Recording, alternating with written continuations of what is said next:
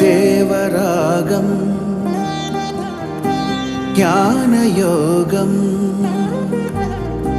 వ్యాసపీఠం బహువేదశాస్త్రం బోధామృతహిత శ్రీమన్నారాయణం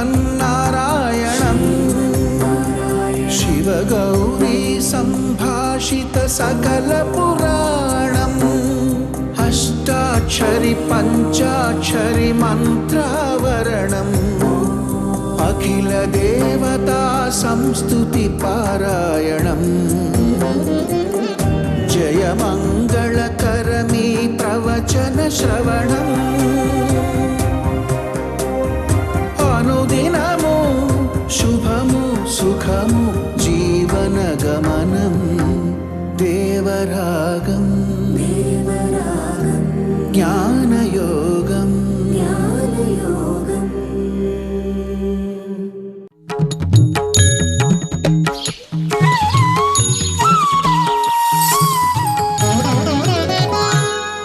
ఆపదామపహర్తారం దాతారం సర్వసంపదాం లోకాభిరామం శ్రీరామం భూయో భూయో నమామ్యహం.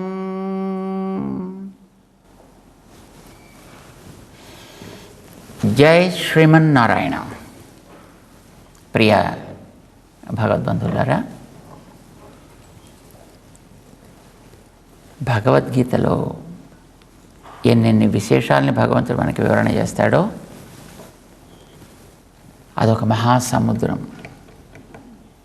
అందులోకి ప్రవేశిస్తే ఏది కోరితే అది దొరుకుతుంది, ఎవరెవరికి ఏది కోరితే అది దాంట్లో లభిస్తుంది. భగవంతుడు విశ్వతోముఖుడు. ఆయన 9వ అధ్యాయంలో 15వ శ్లోకంలో చెప్పాడు. ఆయన విశ్వతోముఖం బహుధా స్థితం పృథక్త్వేన స్థితం ఏకత్వేన మాం జ్ఞాత్వా ఉపాసతే. అది నేను ఒక్కడినే ఇన్ని రకాలుగాను నా దేహాన్ని పరిణమింపచేస్తానని గుర్తించి ఉపాసన చేస్తారు సుమా అన్నాడు ఆయన. ఇది వినగానే అర్జునుడికి ఏమిటా విశ్వతోముఖం ఏమిటో కాస్త చెప్పవాయా అని అడిగాడు ఆయన. అన్నీ మొత్తం నేనే ముఖంగా కలిగిన వాడిని అని అంటున్నావు, అంటే ఏమిటో నాకు కొంచెం చెప్పు. గతంలో చాలాసార్లు చెప్పాడు పాపం ఈ విషయాన్ని గురించి ఆయన. వేదాలన్నీ కూడా ఆ విషయాన్ని స్పష్టం చేస్తున్నాయి. ప్రతి వస్తువునకు లోపల తానుంటాడు. బ్రహ్మార్పణం బ్రహ్మహవి బ్రహ్మాగ్నౌ బ్రహ్మణాహుతం బ్రహ్మైవ తేన గంతవ్యం బ్రహ్మకర్మ సమాధినా చెప్పాడు గతంలో 4వ అధ్యాయంలో. ప్రతిదీ బ్రహ్మాత్మకముగా తెలుసుకో అని చెప్పాడు ఆయన. ఇప్పుడు దాన్ని విశ్వతోముఖంగా తెలుసుకో అని అంటున్నాడు ఆయన. చేసే పని కానీ, ఆ పనిలో వాడే పరికరాలు కానీ, ఆ పనికి ఏర్పడ్డ లక్ష్యం కానీ, ఆ పనికి ఉండే సాధన సామగ్రి కానీ, ఇదంతా కూడా బ్రహ్మాత్మకమయ్యా. బ్రహ్మ లోపల లేకపోతే వీటికి ఆ ఉనికి కలగదు. ఇది 4వ అధ్యాయంలో గతంలో మనం చెప్పుకుని ఉంటాం, జ్ఞాపకం ఉంటుంది మనకి. దాన్ని వివరణ చేస్తున్నాడు ఈ 9వ అధ్యాయంలో 16వ శ్లోకం దగ్గర నుంచి 4 శ్లోకాల్లో. బహుధా విశ్వతోముఖం, అనేక రూపాల్లో ఉండే ఆయన. కొంతమంది పాపం అనుకుంటారు ఏదో బహుధా అంటే అనేక రూపాలు అంటే ఆయనకే ఉన్నాయి కదండి. పరస్వరూపము, వ్యూహస్వరూపము, విభవస్వరూపము, అంతర్యామి స్వరూపము, అర్చాస్వరూపము, ఇన్ని రూపాల్లో ఉండే తాను ఒకడే అని అనుకోవచ్చు కదండి. తప్పేం లేదు, అనుకోవచ్చు. కానీ అది మనకి ప్రకరణం కాదు. ఇక్కడ ప్రకరణం ఆయన ఎన్నెన్ని అవతారాల్లో, ఎన్నెన్ని రూపాల్లో, ఎన్నెన్ని రకాలుగా ఉంటాడో చెప్పడం ఇక్కడ తాత్పర్యం కాదు. ఈ ప్రపంచంలో ఉండేవాళ్ళు అందరితోటి కలిపి తనని ఒకటి చేసి మాట్లాడుతున్నారు. అది తగునా? తగదు. ఇది చెప్పడమే ఇప్పుడు ఇక్కడ తాత్పర్యం ఆయనకి. అందుకోసమే మత్స్థాని సర్వభూతాని అంటూ ప్రారంభం చేశాడు మొట్టమొదట. సేవించడము అనేది వచ్చేటప్పటికీ దారుణమైనటువంటి విషయం ఏంటంటే, భగవంతుణ్ణి దేవతలలో లేదా మానవుల్లో ఒకళ్ళతోటి కలిపి వీడు వాడు ఒకటి. ఇప్పుడు మన లోకంలో చూసేటటువంటి పద్ధతి అలా కనిపిస్తుంది కదా.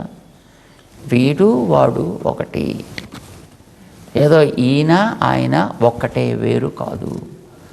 దేవతల్లో ఉండేటువంటి వాళ్ళు కూడా అందరూ ఒకటే, వేరు కాదు. ఆయనే ధరించే రూపాలున్నాయి.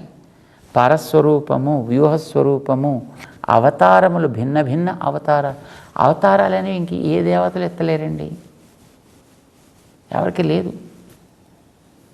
ఇప్పుడు కొత్తగా మనవాళ్ళు కొందరు అవతారాలు ఎత్తిస్తున్నారు, సరే అది పక్కన పెట్టుకుందాం. కానీ పాపం దేవతలు ఎవ్వరు ఎప్పుడు వాళ్ళు ఏ అవతారాలు వాళ్ళు పాపం ఎత్తి ఎరుగరు. వాళ్ళు అలా రావడం, అలా చేసుకోవడం, పని చేసుకోవడం, పోవడం తప్ప అవతారాలంటూ ఎత్తినవాడు ఒక్కడే విష్ణువు. అవి మీరు దశావతారాలు అంటారా, ద్వాదశ అవతారాలు అంటారా, చతుర్వింశతి అవతారాలు అంటారా, షడ్వింశతి అవతారాలు అంటారా? లేదు, పాప ఆయనే చెప్పుకున్నట్టుగా బహూని మే వ్యతీతాని, ఎన్నో నాకే తెలియదయా అని ఆయనే అన్నాడు. ఆయన అలాగా అనంతావై అంటారు. అవి ఎన్నో తెలియదు ఆయనకు ఉండేటువంటి అవతారాలు అవంటారా? ఇవంతా కూడా ఇది విశ్వతోముఖమైనటువంటి బహుదా పృథక్త్వం కలిగినవి కదా అనొచ్చు. కానీ ప్రస్తుతానికి ప్రకరణం మనకి నిజానికి ఈ 9వ చాప్టర్లో అది కాదు. మహాత్ముడు వాడు ఎందుకు అయ్యాడో చెప్పడం తాత్పర్యం, ఎలా ఉపాసన చేసుకోవాలో చెప్పడం తాత్పర్యం కాదండి. కానీ అది చెబుతూ వాళ్ళు మహాత్ములు కావడానికి కారణం ఏంటంటే తనకుండేటటువంటి చిత్ర విచిత్రమైనటువంటి స్వభావాన్ని వాళ్ళు గుర్తిస్తున్నారు, గుర్తించి ప్రేమను పొందుతున్నారు, ప్రేమతోటి సేవ చేయాలనుకుంటున్నారు.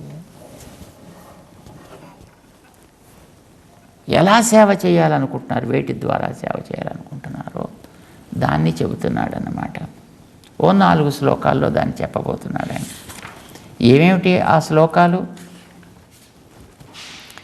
అహంక్రతురహం యజ్ఞ 1, పితాహమస్య జగతః 2, గతిర్భర్తా ప్రభు సాక్షి 3, తపామ్యహమహం వర్షం 4. ఈ 4 శ్లోకాల్లో కూడా తన విశ్వతోముఖ స్వరూపమేమిటో దాన్ని చూపిస్తున్నాడు పరమాత్మ. ఏమిటది చూద్దాం. మొట్టమొదటి 16వ శ్లోకంలో చూద్దాం. అహం క్రతురహం యజ్ఞ స్వధాహం అహమౌషధం మంత్రోహం అహమేవాజ్యం అహమగ్ని అహం హుతం. అహం క్రతుః, నేనే క్రతువుని. అహం యజ్ఞ, నేనే యజ్ఞాన్ని కూడా. క్రతువు యజ్ఞము విడదీస్తున్నాడు, రెంటికి తేడా ఉందని చెబుతున్నాడు. స్వధా అహం, స్వధా అంటే పితృదేవతల కోసం సమర్పణ చేసేటటువంటి ఒక ప్రక్రియలో వాడేదాన్ని స్వధా అని అంటారు. అది పితృదేవతల కోసం చెందినటువంటి ఆహుతి అర్పణ, అది కూడా నేనే. అహమౌషధం, యజ్ఞాల్లో యజ్ఞం చేసేటప్పుడు దాంట్లో ఉపయోగించేటటువంటి ధాన్యాలని పక్వం చేసినప్పుడు తయారైనటువంటి పదార్థం ఉంటుంది, దానికి హవిస్ అని పేరు, దాన్ని ఔషధం అంటారు. దాన్ని అహమౌషధం, ఔషధాన్ని నేను. లేదు అలా కాదంటారు అనుకోండి, మనం వేసుకునే ఔషధాలు అందాం పోనీ, అది కూడా అందుకోసం కొంతమంది ఔషధం కూడా ఏదో నారాయణ స్వరూపమే అంటారు కదండి. హోమానికి హవిస్సు కోసం ఉపయోగించేటటువంటి ఆ పదార్థాలతోటి తయారైనటువంటిది ఏదో దాని పేరు ఔషధము. దానికి సాధారణంగా మనకి ఈ భగవద్గీత లాంటి గ్రంథాల్లో లౌకికమైనటువంటి ప్రస్తావనలు వాళ్ళు చెయ్యరు, వైదికమైనటువంటి ప్రస్తావనలే చేస్తారు. సరదా కోసం మనం లౌకికమైనటువంటి మాటలు మాట్లాడుకుంటాం, కానీ లౌకికమైనటువంటి దృష్టాంతాల్లోకి మనం పోతుంటాం, కానీ మనకు అర్థమవుతుంది కనుక అని. కానీ దాన్ని చేసేటటువంటి అందించే మహనీయులు వైదిక ప్రక్రియలో వినియోగపడేటటువంటి వాటిని మాత్రమే ప్రస్తావిస్తారు. అంతవరకు మాత్రమే ఉదాహరణ చెప్తారు, అంతవరకు మాత్రమే మనకి అవగతం అయ్యేట్టుగా వాళ్ళు వివరిస్తారు. ఇక్కడ మన జీవితం వైదికమైనటువంటి పద్ధతిలో సాగాలి అనేది వాళ్ళ యొక్క కోరిక అయితే అయి ఉండొచ్చు. సరే, ఏమైనప్పటికీ కూడా అహం ఔషధం, ఔషధాన్ని కూడా నేనే. మంత్రోహం, వినియోగం చేసేటటువంటి మంత్రము కూడా నేనే. అహమేవాజ్యం, హోమం చేసేటప్పుడు దాంట్లో వ్రేల్చడానికి ఉపయోగించేటటువంటి ఆజ్యం అంటే నెయ్యి, నెయ్యి కూడా నేను. మండించేటటువంటి అహం అగ్ని, అగ్నిని కూడా నేనే. దాన్ని కలిపి ఏమంటామండి మనం? అంతా హోమం అంటాం మనం. అహం హుతం, హోమము కూడా నేనే. ఇవన్నీ నేనే నేనే నేనే అని భగవంతుడు మనకి చెప్పుకుంటున్నాడు దీంట్లో. క్రతువులు అంటే కొంతమంది దీనికి కొన్ని రకాలైనటువంటి వివరణలు చెప్తుంటారు అనుకోండి. ఏదో శ్రౌతముగా చేసేటటువంటిది క్రతువు, స్మార్త ప్రక్రియలో చేసేటటువంటిది యజ్ఞము. అంటే ఒకటి క్రతువు అనేటటువంటిది కాయికంగా చేసేది, యజ్ఞం అనేది మానసముగా చేసేటటువంటిది.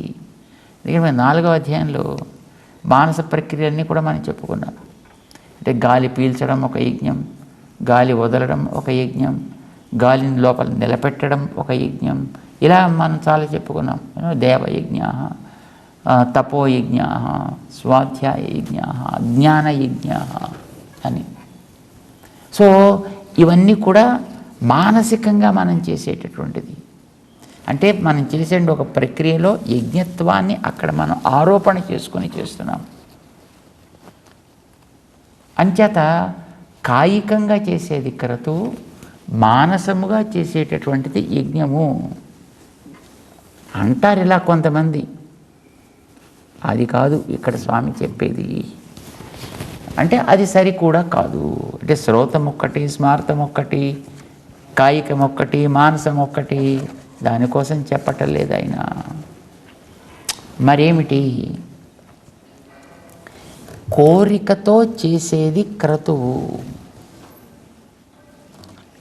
నిష్కామముగా చేసేటటువంటిది యజ్ఞము. ఏ కోరిక లేకుండా, అంటే ఒక స్వార్థానికి పరిమితమై చేయకుండా ఉండేదేదో, లోకం కోసం చేసేదేదో అది యజ్ఞం. తన కోసం చేసేటటువంటిది ఏదేదో ఒక లక్ష్యాన్ని పెట్టుకొని ఇది సాధించాలి అనుకుంటూ చేసేవేవో అవి క్రతువులు. స్వర్గాన్ని కోరుకుని ఇదివరకు రోజుల్లో చేసేవారు, ఇప్పుడు కూడా కొంతమంది బహుశా చేస్తుంటారు, కానీ అది బహుళం కాదు. అది అదేమంటారు దాన్ని, పబ్లిక్లో చేసేది కాదు, పబ్లిక్ కోసం చేసేది అంతకంటే కాదు. ఇది బాహ్యంలో చేసేది కాదు, ఆంతరంగా చేసుకునేది. స్వర్గాన్ని కోరి చేసే జ్యోతిష్టోమము అని అంటారు ఒకటి. ఎందుకంటే జ్యోతిష్టోమేన స్వర్గకాము యజేత, స్వర్గాన్ని కోరుకునేటువంటి వాడితే జ్యోతిష్టోమము అనేటువంటి ఒక క్రతువుని చేయాలి అని అంటారు. సో క్రతువు అంటాను దాన్ని. ఇలాంటి వాటికి క్రతువులని పేరు. రెండవది, అది కూడా నేనేనయా. యజ్ఞం అంటే ఏమిటి? కోరిక లేకుండా చేసేదని చెప్పాం కదా. కోరిక లేకుండా చేసేవి నిత్యము సాగేటటువంటి జీవనానికి యజ్ఞం అని పేరు. దీన్ని 5 రకాలుగా విడదీశారు మనకి. పంచమహాయజ్ఞములు అని దానికి పేరు పెట్టారు. దేవయజ్ఞము, నృయజ్ఞము, ఋషి యజ్ఞము, ఏదో భూతయజ్ఞము, ఇలా రకరకాలుగా. అంటే దేవతల కోసం చేసేది ఒకటి. దేవతలంటే మనకి 3వ అధ్యాయంలో చెప్పుకున్నాడు పాపం ఆయన. దేవాన్ భావయత అనేన తే దేవా భావయంతువః పరస్పరం భావయంతః శ్రేయఃపరమవాప్స్యథ. ఇద్దరు కలిసి హాయిగా సుఖంగా బతకండి. మీరు దేవతలకి చేయండి, దేవతలు మీకు చేస్తారు అన్నారు. సరే, ఇప్పుడు మనకు అలా చేద్దామనే ఉంది. దేవతలు కనిపిస్తే ఒక్కొక్కరిని పట్టుకుని, ఎరా ఎందుకు ఇలా చేసావు నువ్వు, ఎందుకు అలా చేసావు నువ్వు, ఎందుకు అక్కడ తుఫాన్ తెచ్చావు, ఎందుకు ఇక్కడ ఎండలు పండిస్తున్నావు, ఎందుకు ఇక్కడ చెట్లను ఎలా చేస్తున్నావు, ఎందుకు ఆ నదుల్లో మురికి ఉండనిస్తున్నావు, ఇవన్నీ పట్టుకుని ఒక్కొక్కరిని మనం పట్టుకుని వాడి యొక్క పని పట్టేవాళ్ళం మనం. కానీ మనకి దేవతలు కనిపిస్తున్నారా? మరి కనిపించిన దానికి మనం ఏం చేస్తామండి? ఇప్పుడు దేవాన్ భావయత అంటే ఈవేళ మేము దేవతలకి ఏం భావన చేయాలండి?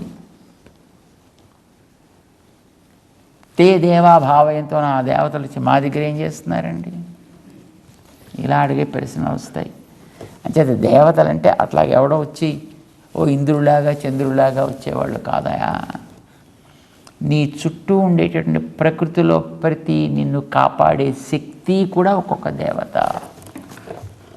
నీకు వీచే గాలి, నీవు పీల్చే తేమ, నువ్వు చూసే చూపు, నీలో కదలిక, నీకు ఆహారాన్ని ఇచ్చే చెట్లు, ఆ చెట్లలో ఉండే పోషకాలు, వాటికి అందేటటువంటి నీరు, ఆ నీటి లోపల ఉండే జీవశక్తి, ఏది పేరు you name something and that is ఒక ప్రకృతి యొక్క ఒక శక్తి విశేషం. అయితే అక్కడ అంతవరకు చెప్పాడు. కానీ ఆ ప్రకృతిలో ఉండే శక్తులు కూడా నా మీద ఆధారపడి ఉంటాయి అని చెప్పాడు 7వ అధ్యాయం దగ్గర వచ్చాక. మొట్టమొదటి వాటిని పరిచయం చేశాడు స్థూల రూపంలో. తెలుసుకున్నాక ఇప్పుడు వాటికి లోపల నేనుంటాను. రసోహం అప్సు కౌంతేయ ప్రభాస్మి శశి సూర్యయోహో 7వ అధ్యాయంలో చెప్పాడు ఆయన. వాటి అన్నిటికీ వెనకాతలు నేనే ఆధారం. వాటి వల్ల జరిగే వినియోగములకి కూడా నేనే ఆధారమని ఇప్పుడు చెప్తున్నాడు మనకి 9వ అధ్యాయంలో. ఇది యజ్ఞము అని అంటాము. ఒకటి దేవయజ్ఞము. ఈ ప్రకృతిలో ఉండే శక్తి విశేషాలన్నింటినీ కూడా నువ్వు గుర్తించి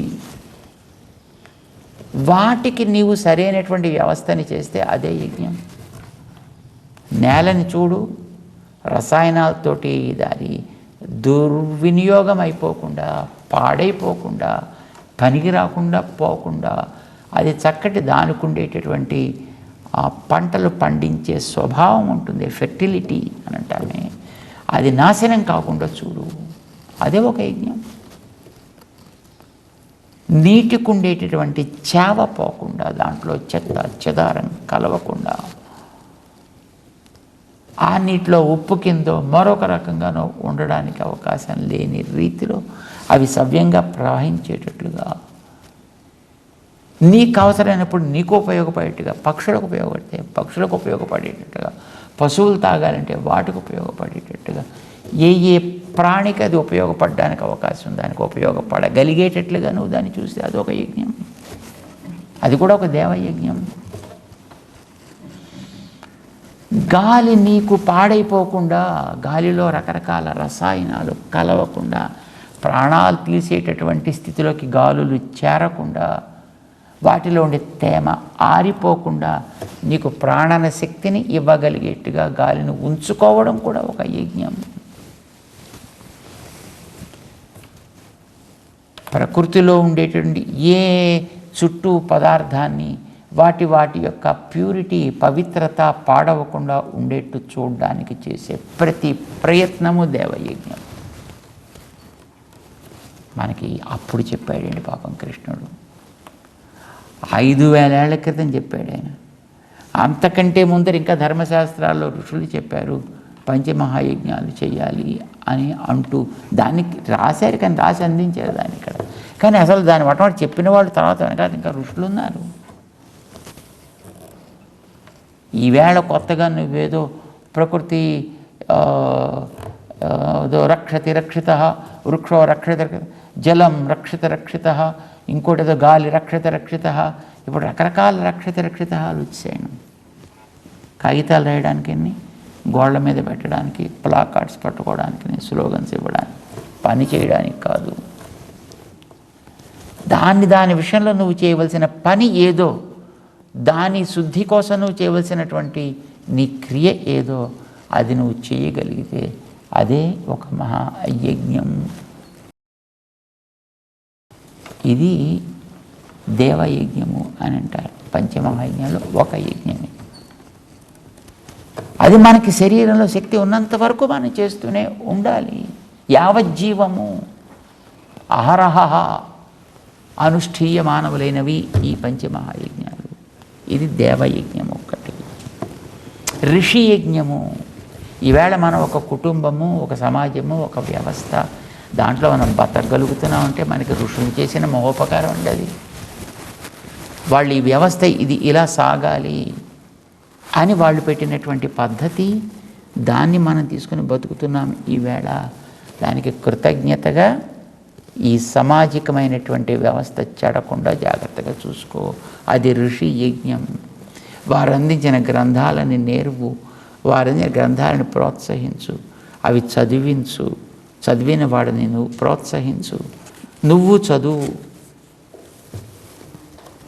ఋషి యజ్ఞము అని అంటాము. తల్లి తండ్రి నీకు ఈ శరీరాన్ని ఇచ్చారు కనుక నువ్వు ఈవేళ ఇలా ఉన్నావు.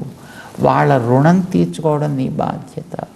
అందుకోసమని ఏ సంస్కారాలు నీకు అందాలనుకుంటూ వాళ్ళు నీకు ఈ జన్మనిచ్చారో ఇలాంటి సంస్కారాలు అందుకుని పెరగగలిగేటట్టుగా సంతానాన్ని నువ్వు తయారు చేయి.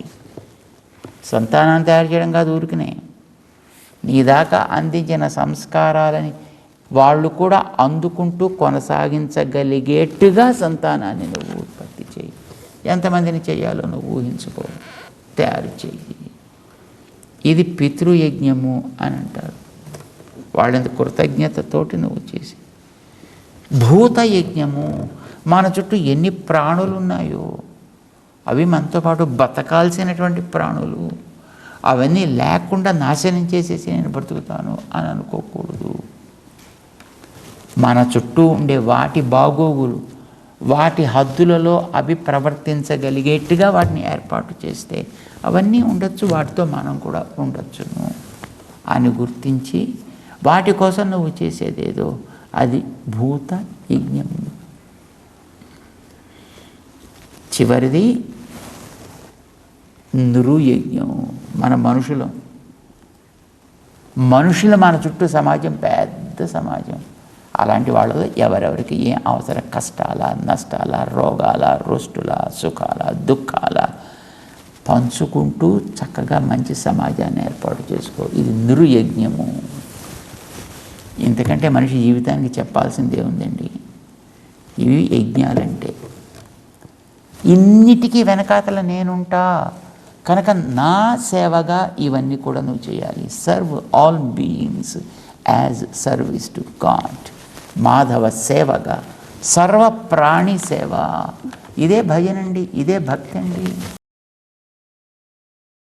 దీనికే యజ్ఞము అని పేరు పెట్టాడు భగవంతుడు. అహం క్రతు. ఎవరెవరు వాళ్ళకు ఉండేటటువంటి కోరికలు తీరడానికి, సంతానం కలగడానికి పుత్రకామేష్టి ఎవరో చేసుకుంటారు. శత్రువులు పోవడానికి శ్యానయాగం చేసుకుంటారు మరెవరో. ఇంకో కారణం కోసం మరొకరెవరో ఔద్యోగికమైనటువంటి యాగాలు అవి చేసుకుంటారు. స్వర్గం కోసం మరొక దానికోసం ఇంకొకళ్ళు ఇంకొకటి చేస్తారు. అశ్వమేధం, రాజసూయం, మరొకటి ఏవో బోర్డని ఉన్నాయి అలాంటివి. అవి నా దేహములే, నా స్వరం. క్రతు అహం క్రతు అహం యజ్ఞ. అంచేత క్రతువుని నేనే. నువ్వు కోరికలతో చేసుకున్నా, కోరికలు లేకుండా చేసుకున్న యజ్ఞమైన నా స్వరూపమే. దానికి కూడా వెనకాల నడిపేటటువంటి వాడిని నేనే. అంచేత ఒకటేదో దైవికం, ఒకటి లౌకికం, ఒకటి వైదికం, ఒకటి స్మార్థం, అలాంటివి ఉండవు. ఇవి అందరికీ పనికొచ్చేవి. భగవంతుడి యొక్క విశ్వతోముఖ స్వరూపంలో 2 చూపించాడు ఇంతవరకు. స్వధాహం అహం ఔషధం. దానికోసం నువ్వు పితృరుణం తీర్చుకుంటూ ఆ పితృదేవతల యొక్క తృప్తి కోసం సాగించేటటువంటి తర్పణాదులు, పిండ ప్రదానాదులు ఇవన్నీ నువ్వు చేస్తుంటావే. లేదు వాళ్ళకి సమర్పించేటువంటి స్వధా అంటారు. ఇవన్నీ కూడా లోపల ఉండి వాటిని ఆ రకంగా నడిపించేది నేనే. స్వధాహం అహం ఔషధం అంటూ ఆయన క్రమంగా ముందుకు సాగుతూ తన విశ్వతోముఖ స్వరూపాన్ని చెప్పదలిచినటువంటి 4 శ్లోకాల్లో మొదటి శ్లోకాన్ని మనం చూసుకుంటున్నాం. ఇంతవరకు కూడా తెలుసుకునే ప్రయత్నం చేద్దాం మిగతావి. జై శ్రీమన్నారాయణ.